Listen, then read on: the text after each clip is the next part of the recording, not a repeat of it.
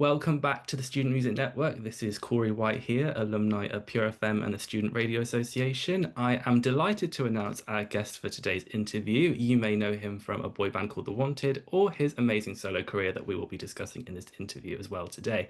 I'm delighted to announce the wonderful Nathan Sykes. Nathan, how you doing? I'm very well, thank you. How are you? Yeah, I'm good. I'm excited, with all your new music and stuff coming out, with release day being tomorrow at the time of this interview. Um, Do you find that your schedule is just busy back to back? You like drumming up excitement, or are you feeling nervous? Um, yeah, I think more excitement. I have like a really weird moment with music when I release it, in that I detach from it completely, Okay. uh, because to me, in my mind, it's no longer mine. It's everyone else's. So it's kind of for everyone else to interpret and make their own connections with. So my relationship with the music is very much during the writing process and the creative process. In that that's where I share my experiences through music. But now I think as it gets released, I kind of hold my hands up a little bit and be like, right, now it's time for everyone else to go on that same journey, hopefully. Which is really nice, and it means a lot when people kind of get in contact and say that they really felt connected to this song in particular, or they want to walk down the aisle to this song or something like that. You're like, oh, that's lovely. But yeah, no, there's like a weird disconnect. So I feel very calm, really. Mm. I suppose there's that freeing element, I guess you could say. It's an interesting what you've just said because I feel the same way, I suppose, as recently graduating in film production.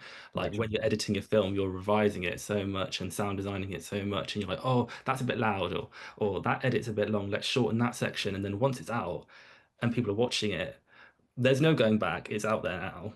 Yeah, there's literally nothing you can do. Um, Mm. so yeah, in until I get to like a Taylor Swift gonna recreate all my albums mindset, which I'm sure would be lovely to do. I probably need to write a few more albums before I even start considering that. Yeah, yeah. Well, we are all very excited for the new music.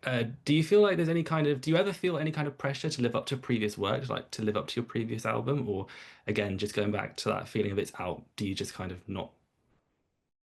Yeah, it's we're in a very different world, and I think for me, I always try and get better creatively and musically in terms of standard. Um, I don't really pay any attention to commercial success. Um, I think as long as it does enough that I get to create another one, I guess, then fine. But I think it's unlikely that. Obviously, you want to be one of those artists that sells that amount of records, but kind of with like the success that The Wanted had with Glad You Came, do you know what I mean? Like selling, I think 3 million copies in America in a year. That was a lot. I think it's unlikely for most people to do those sort of numbers. Uh, Mhm. so I'm not holding my like aspirations to that sort of level, because I don't care for the stats. I don't care for the for the kind of achievements. I'm not looking for a number one album. I want to make connections with people. I want people to listen to the music and feel something, and I want them to listen to it and think, I'd love to go and see this live, where I feel like I'm uh, at my best. So I think those are the kind of the things that I aspire to, and I know, Mhm. like work, I genuinely think it's my best work to date.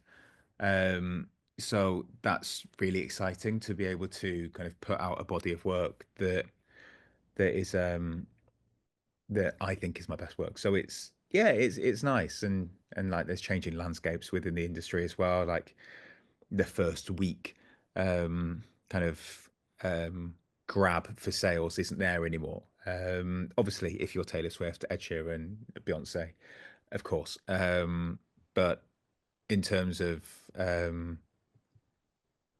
in terms of artists that aren't those kind of big A-list names, you release the record, and then it's about growing the album over a period of time. So it's just a different kind of strategy now to what we would have done previously. I suppose just going off of that, it kind of hooks people in a little bit, doesn't it? That you're kind of, I want, no, don't know if drip feeding would be the right word, but in the same way that you just compared yourself to Taylor Swift in the sense that she's done the whole album all at once, tracks all in the big top 40 all at once, she had that movie, but by doing it kind of gradually, you're kind of keeping people hooked or in the loop or what you'd say because they listen to the first song and then the next week there's the next song and then in 2 weeks time there's the next one, and so it's kind of like there's that less feeling of, I don't want to say fatigue, but kind of like having it all at once and then moving on. You're kind of keeping people hooked in, which I think is really cool. Yeah, and I think as especially as like independent artists, which I'm very proud to be one, so I can say that I've kind of experienced the major label kind of drama, and and also now as an independent artist, it's something I'm really proud of. I think uh, like an independent kind of artist's career, it's about keeping people engaged and keeping people in the loop. I think when artists as phenomenal as Taylor Swift, uh, she's able to sell, I think it was 5.5 million copies of an album in 1 week. Amazing, absolutely incredible. It's unheard of. You just don't see that. It's yeah, it's genuinely amazing. Um, so I think I think it, at all different levels across the music industry, it's about like kind of getting the strategy and things like that. And that's something that as an independent artist you have to kind of pay a lot more attention to. Like I can't release an album and compete with Taylor Swift. That's never going to happen. But what you can do is release an album and hope people connect to it in the same way that they would a Taylor Swift record. So it's more about the kind of the personal relationships that you kind of get to people through the music. And I think that's the exciting part of people discovering your music. Yeah, and I think people, if they feel that you're connecting with your lyrics and they're connecting with your lyrics, maybe if it's a heartbreak song or something and someone's gone through that and they connect with it, or it can be any topic really, then that's more likely to, I know that you're saying about that you're not that interested in like the commercial success, but if people connect with it, then they'll keep listening. So they kind of go hand in hand because if they feel that they connect with you, then they're going to be more invested, and that's brilliant, when it comes to songwriting and stuff. If they're connecting with you, then they're more likely to be interested. So I completely understand what you're saying. Let's go right back to the beginning and talk about what connected you with music, to begin with. So when you auditioned to be in the Wanted, by the way, if my knowledge and research is ever incorrect, feel free to do this at the camera, and then I know that maybe something I've read is incorrect. But it goes without saying that you were obviously interested in music when you were very young. Being in the Wanted, you were, I believe, 16 when you auditioned. But going back even further than that, what was the thing that connected you with music to begin with? Did you have lessons in school? Was it a parent or a grandparent giving you an instrument? Was it a particular artist? What made you fall in love with music from the very start? I think in a strange way before I was born, I guess. My mum is a instrument teacher. She teaches woodwind. Oh, So I was kind of um, in lessons, kind of listening to people learning how to play saxophone from yeah, what a very early age. So I think that was kind of in my kind of being, I guess. And I'd kind of be in um, being like a little rocker or whatever. In the lessons she'd do at home, she took me into school. So yeah, that was kind of my surroundings, and music was always on. I was always listening to people. And I think my dad said to me the other day, he said, the first time I knew that you were musical, he said, is when you were sat as a 3-year-old watching TV and you were rocking to the music. He said, but you were like a metronome. He said, like absolutely bang on. the beat, just you said just rocking back and forth, and I was like, okay, but fun, I guess. Mhm. I was like, call the doctor, Dad. But yeah, so I've been very fortunate to always be around music. I've like got a very musical family, and yeah, I just really enjoyed it. It was kind of like my specialist subject that I would kind of focus in on, and I kind of travel all around the country, kind of singing and stuff like that. Um, so yeah, I just liked entertaining people, and that kind of led to different opportunities, and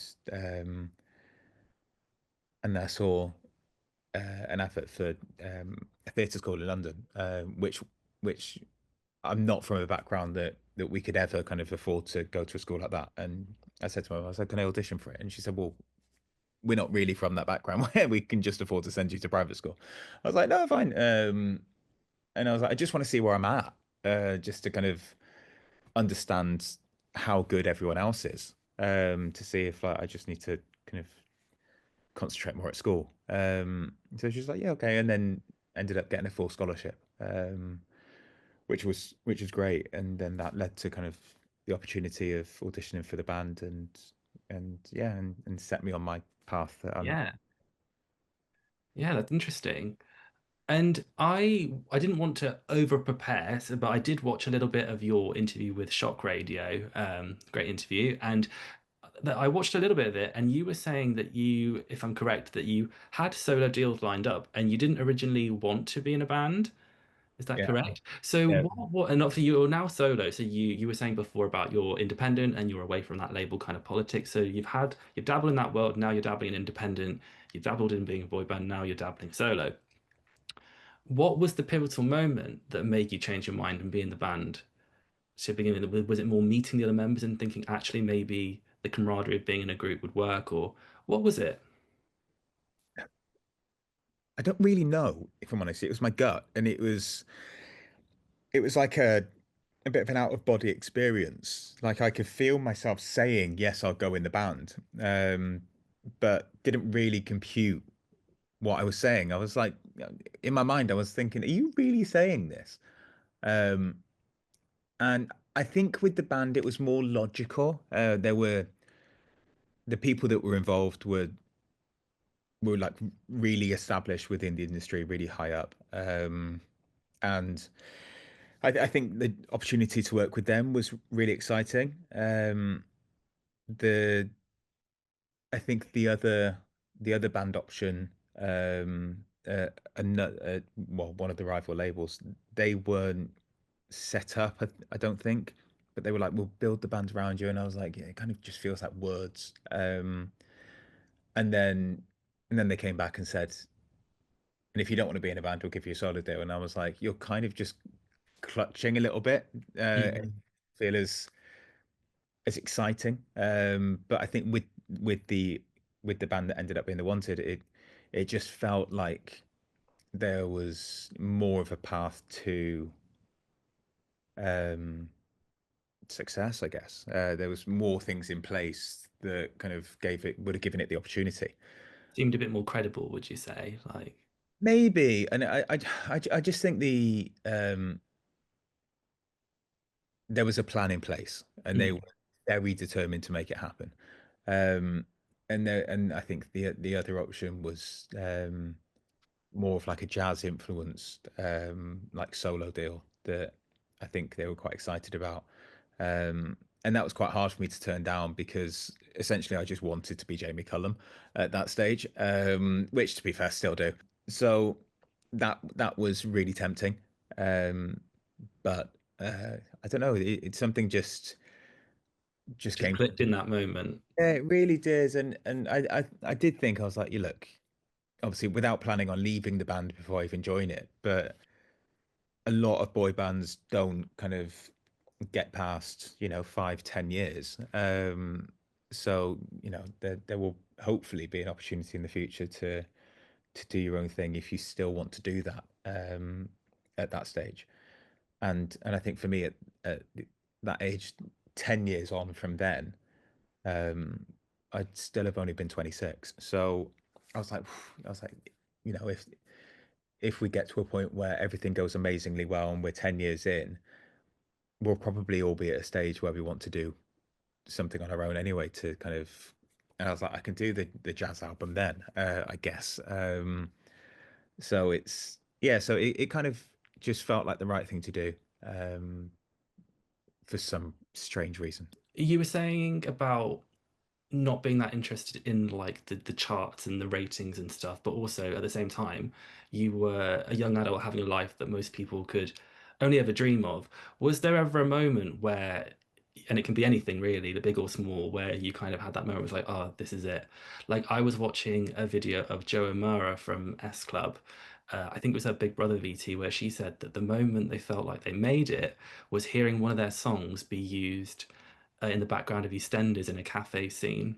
Ah, Do you was there ever a moment where it could be the reunion or maybe Glad You Came making it in the US, or you may not have even had that moment, but was there ever was there ever a time where you felt like this is it, like we're chilling, this is the life? you know what's mad? The EastEnders moment is one of them, and Corey, it's just having it on in the pub, and you're like, what on earth is going on here?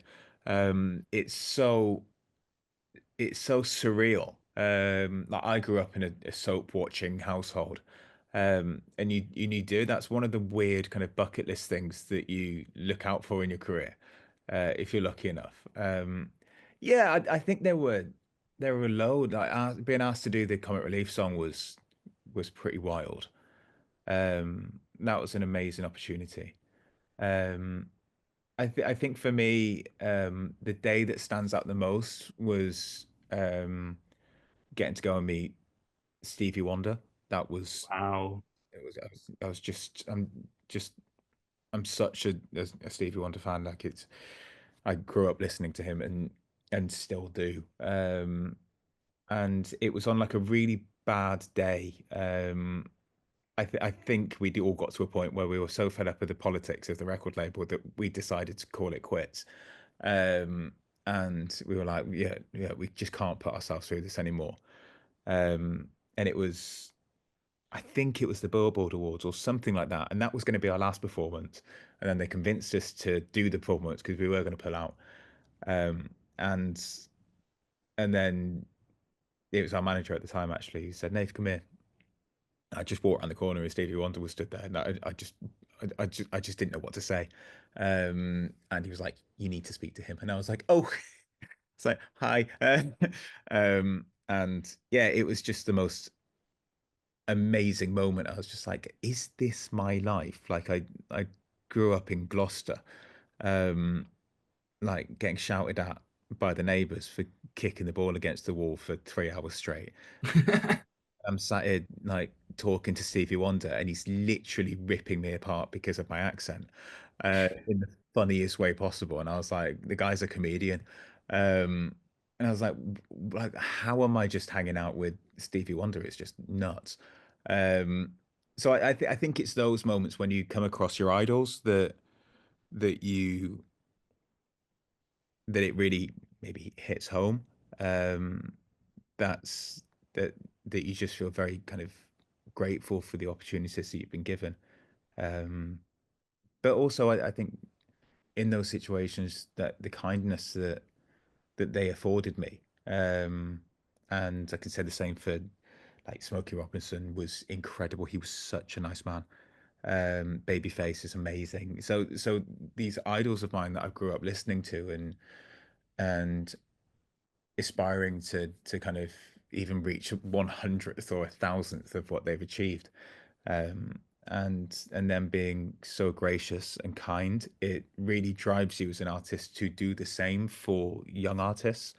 Um, so being part of that development process with artists and working with them and Collaborating and all that kind of thing. it's really special and it just kind of it just makes you want to you know continue that continue passing on that kind of Yeah.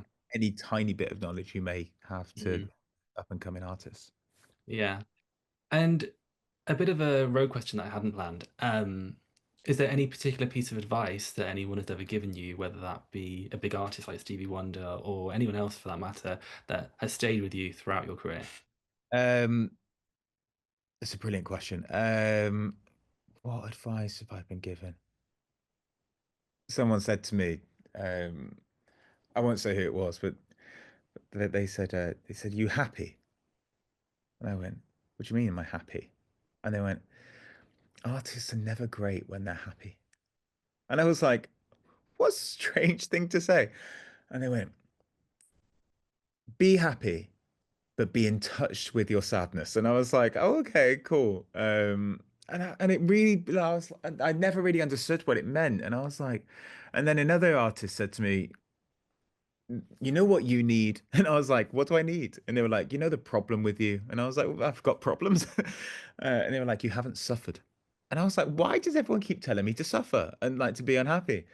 And then I obviously have experienced loss and grief. And looking back now, I'm like, I completely see what they were talking about because it somehow just allows you to tap into areas that you didn't have access to. It emotionally opens up so many doors, and kind of um, having that access is really important, I think, as a writer. So that's even though it didn't feel amazing at the time, like looking back, it was really helpful. So, speaking of the writing process, as someone who used to do a lot of creative writing when they were younger, but has never really been that musical, I've dabbled in singing, but I can't play an instrument to save my life. I used to write poems and stories, but never really songs. But when I was in school, people, like the music teachers, always used to just say that a song is just like a poem with a melody. Do you find, as someone who is a musician, and I suppose it could be you could do both of these. Do you kind of do lyrics first and then find a melody or a beat that fits it? Or is it kind of like, oh, I've got a sound here, and then you just start thinking of, okay, what fits this sound? A little bit of both. So I think a lot of the time when I'm in the studio, especially like with Butterflies is a perfect example. We had the sketch of the chorus that we liked. And then we kind of made a bit of a track, and then like we kind of well we just had the chords down and a pretty basic beat. Uh, I then took the studio mic and just kind of sang in all the melodies for the verses, and then we kind of went back over it, picked a few bits apart, and then we went in and lyricked it afterwards. But it can change. I've worked with writers who come in and say, "I want to write a song called this today," and you're like, "Right, okay, cool, let's do that." So it can. I think everyone's got really different ways of working, but I kind of like to come up with a bass idea, and like a bass melodic idea, and then kind of sketch everything else around it. And in terms of your sound rather than your lyrics, obviously coming from The Wanted, and then you've done, well, you're about to release your second album now, and it's independent this time, wasn't independent last time. Do you find that you're still crafting your kind of sound, or I'm trying to think about how to word this. When you first went solo from The Wanted, I remember listening to Sign of the Times by Harry Styles for the first time as a good example, and that was the first song I ever heard from him. I think it was his first single, and I was like, this sounds very different from the One Direction stuff. When you were kind of coming out of The Wanted, did you know kind of how you wanted to sound? Has your sound kind of progressed from going from your last album to now because you're going independent and therefore have more creative freedom? Is your kind of sound still developing and changing as time goes on, or do you kind of know exactly what you want to sound like now? Yeah, no, that's a really interesting question. And yeah, definitely, it will continuously kind of develop, and I think there's definitely elements I think across my solo work that I'll kind of always keep, um, with it feeling ever so slightly kind of jazz influence in places, whether that be a chord choice or whether that be sonically. Um, that's something that I think kind of is at the core maybe of my work, with it being kind of inherently pop. And then we kind of just expand from there. I love big, massive vocals and vocal stacks. I could stack choirs for hours and hours and hours and not get bored. I have so much fun doing it. So I'll never want to lose any of that, which is great. But I think the difference between the first album or first solo album and this one, um, yeah, like you say, there's obviously a difference in label setup. Um, so there's a lot less influence from a boardroom or someone who's essentially writing the checks, and them saying, "Well, we want you to sound more like this. We want you to sound a bit more like this," um, which is absolutely fine. But one of the reasons why I signed with the label I did choose the first time round was because I said to them, I said, "Look, will you allow me to write the album I want to make?" And they said, "Yes, within reason, as long as you kind of give us 4 or 5 songs that we can go to radio with." And I was like, "Yeah, cool." And fortunately, we're quite lucky with that, and had like some really good kind of responses from people, especially with Over and Over Again. Um, but I think with that, there were more kind of Motown references, I think, across the album, with Famous and Twist, I think in particular. But I think this time less so with kind of Motown references and more with um, maybe kind of slightly more singer-songwriter, like, but with elements of like jazz and stuff like that in there as well. So it's yeah, it's fun. But I think it will continue to develop, and those kind of key features of my sounds will continue to be there. And one thing that you have spoken about publicly and been quite positive about it actually from quite long ago in your career was your vocal nodule. Mm. Um, and you've actually spoken quite positively about the experience and about having to kind of relearn to sing and maybe improving your technique through doing that. I also know that you said that it made your voice a lot deeper. Do you feel that do you think, and maybe it might be a hard question to answer, if that hadn't have happened, your sound or style, obviously your voice physically sounds different, as you've already said in previous interviews, but do you think that your sound would be different because you could be like, oh, well, I can hit those higher notes, therefore I'll have more of this in the song? Or do you think that kind of jazzy influence and everything that you've just said, it would still be the same?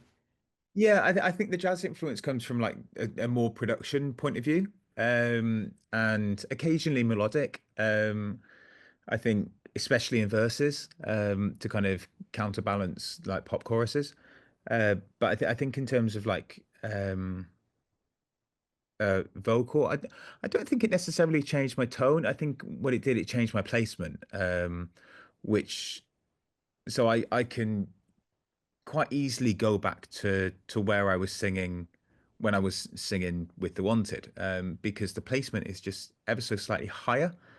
Whereas now my placement's a lot more full, and in a healthier part of my voice where I sing. So there's less tension around the neck, um, and I think I can kind of I've learned to flip between genres quite well. So that's something that I do quite a lot at home. I'll kind of just put on a certain genre and sing that for kind of a couple of hours, just so those techniques and the familiarity within those genres are still there.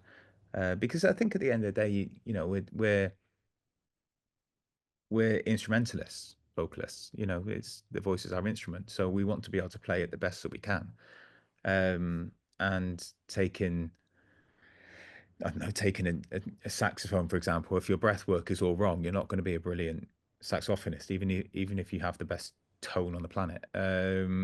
So I think for a vocalist, like going through the surgery that I did, um, it it scared the life out of me. It was really challenging. But equally, it allowed me to go back and really kind of center in on creating good habits, looking after my voice more, the technique being healthy, and going for things like vocal physio, or throat physio as such, to make sure all your mechanics are in the right place. And it's those little details that hopefully will allow me to be a very technical singer for a long time, and hopefully that will increase kind of longevity as an artist. Fingers crossed, everything goes well around it as well. That's really interesting stuff. Moving on, we obviously can't have this interview without talking about Ultraviolet, your new album that's just on the horizon. I think we may have summed this up a little bit at the beginning, but with it coming out so soon, and with some upcoming performance dates, how are you feeling about getting back in front of the crowd? Are you mostly excited, or are you a little bit nervous, or? You know, I can't wait. I think live is where I'm at my best. Um, I genuinely love it. I think what's so fun about the venues that I'm doing is that I have never got to play those sort of venues, like the Deaf Institute and Islington Academy. I did a small tour after my first solo album, but not in the venues that we're doing. But these are like proper academies, and it's that's really exciting to me because I think with the one two we went from doing schools and clubs to doing a theatre tour to doing arenas within the space of I think a year and a half. Um, so that moved very quickly. Whereas I think for artists, that development stage, when you play um, venues like the Deaf Institute, are so important because you learn so much about yourself as an artist, and I'm kind of I worry about some of these huge stars coming off TikTok at the moment and going straight into arenas because you're a very different performer in an arena, should I say, to what you are like on an academy stage. There's a different skill set to it. So I I think putting in that groundwork and really getting to know yourself as a performer is really important. So yeah, I really hope that um, the kind of the attraction of playing huge venues for people isn't too bright, and that they also take time to kind of do the smaller venues. I love that Ray has just sold out. I think his 6 nights at the O2 or something like that, which is just amazing. And she was playing Ronnie Scott's the other day. And that there is a perfect example because I think her her skill set as a performer will be so rounded because of the varying levels of shows that she does. She's such an intelligent artist and what obviously a wonderful writer, vocalist, performer. Um, but that real kind of awareness to do the huge venues that she deservedly is doing, and also doing the smaller venues as well. Yeah. I think that's the perfect balance to get. Because from my understanding, the amount of audience in terms of the amount of people there kind of dictates how you perform as well. Because obviously you've got to play to the back when you're in the O2. But if you're in, let's say, a church hall, which I appreciate is like 100 times smaller, and there's not as many people, if you're playing too far to the back, it kind of looks like you're performing at the wall. You've got Yeah, to, yeah. you've got to, make it work for where you are. So I definitely understand what you're saying. Performing solo then, what was it like performing solo for the very first time without the Wanted, and what's it like performing solo now? Because obviously without the group being there, that camaraderie of the group isn't really, well, they're not there anymore, but at the same time, everyone in that audience when you're solo is there for you. And how does that feel? Yeah, it's lovely. And I think there's a percentage of them that followed the band, and there's a percentage there that didn't, because musically it's very different, and they like what I'm doing, and I suppose vice versa, that there'll be people who would go and watch the bands that wouldn't necessarily kind of listen to my solo music because it's musically very different from what they like, which is absolutely fair. So I think that's I don't know. I think it's really exciting. I think being a solo performer, I genuinely love it. I always felt um, when I was on stage with The Wanted that it was carnage um, at the best of times, um, and it was often quite difficult. You're managing the performance, and even like saying that as like the youngest member. Um, you can really have to manage the performance at times because if you've got you have to have a lot of awareness. So, say um, you've got me and Tom on one side of the stage, Jay in the middle, and then Max and Siva on the other side of the stage. So you've got me and Tom that are high energy. There's a lot going on. Jay's a wonderful performer. Um, that's our Max and Steve. Um, but there'll be moments where they're more introverted and like doing something that is more kind of level, and then so you've got to really balance out. So then I'd be like, I need to get over there, so I can balance Tom, this can balance, or I can balance Jay, and Steve can balance Jay, and so you're kind of really working on that kind of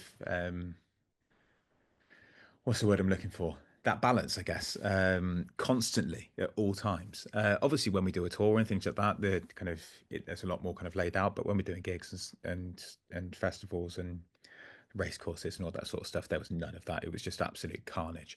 But as a soloist, you can kind of really create the energy that you want in the room, um, and you are solely responsible for whether people have a good night or not. And there is like there's that extra pressure that people have spent their hard-earned money to come and watch you perform, and going to gigs. You know, it's like I try and kind of keep my gigs as affordable as I possibly can. But I understand people will also be buying food, will also be getting the train and all these other things. So as well as just an endless gratitude that people have chosen to come to one of my shows, you want to give that back by making sure they have an amazing time. And that's pretty much down to you. So there is like a bigger responsibility that comes with that. Um, but equally, it's a privilege at the same time. Completely understandable, yeah. And it's interesting kind of hearing you say about how it differs, between the group and solo and all this kind of stuff. There's a lot of factors to take into consideration to make it, the great show that you want it to be. If someone were to, let's say, blank canvas, someone has heard your last album but doesn't know anything about Ultraviolet, they didn't know it's being released, and you had to sum it up. It can be three adjectives, it can be three topics that you cover in the album. How would you sum it up to someone who's completely blank about it in 3 words? Journey would be a word, because there's I think, a journey through genre and emotion. Um, Freedom would be another word because it's genuinely been amazing to write the records without any expectation, or influence from anywhere else. And the last word would be comfort, which is a strange word to attach to an album. But I think this album represents where I'm at my most comfortable in life, and comfortable as an artist, and comfortable within myself as a vocalist and as a performer, and as a person, I guess. So yeah, I think, yeah, those: journey, freedom, comfort. To be fair, they all kind of connect quite well. So They yeah. do, to be fair. Journey, freedom, comfort, because I suppose it shows your journey to the freedom that you feel you have and the Hmm. comfort that that freedom brings you. Oh, I love that. I'm stealing that. There we go. Have I put it on transcript mode? You can copy and paste it from the transcript note. um, so I was listening to Butterflies and absolutely loved it. Obviously, Butterflies is maybe a song that people would know about the most. What's a song on the album that's not one of the more radio hits, first release ones that you would encourage people to listen to? Beautiful. Yeah, that's the track. It's a song I've been tinkering with, shall we say, for about 6 years or so, maybe 7. And it originally, when I wrote it, sounded like an old kind of crooner ballad. And the challenge with that song was to bring it into today. So the approach is essentially just a wall of vocal. And there's so much going on, but at the center of it is this beautiful kind of Frank Sinatra-esque melody that drives it, um, but presented in quite a say quite a unique way. So yeah, I had a lot of fun writing that, and it's actually the first record that I've ever written for an album that's 100% me. So it's yeah, it's a really special one. But yeah, I think that shows the um, it's like a lullaby. It's like there's like a real quietness and a safe space to the record. I think another one is maybe "Time to Say Goodbye," which is the last track on the album, and that starts off very intimate, and then grows into this absolutely huge end to the point where we had to mix it as two separate tracks. The first half was um, analog, and I think the second half is digital.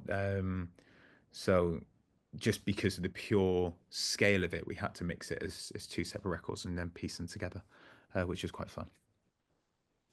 So everyone go and stream Beautiful and Time to Say Goodbye because me and Nathan, we want to see it in your Spotify Wrapped next year and this year and forever. And yeah, just remind everyone quickly the venues and the dates of your performances. Oh, you're testing me now.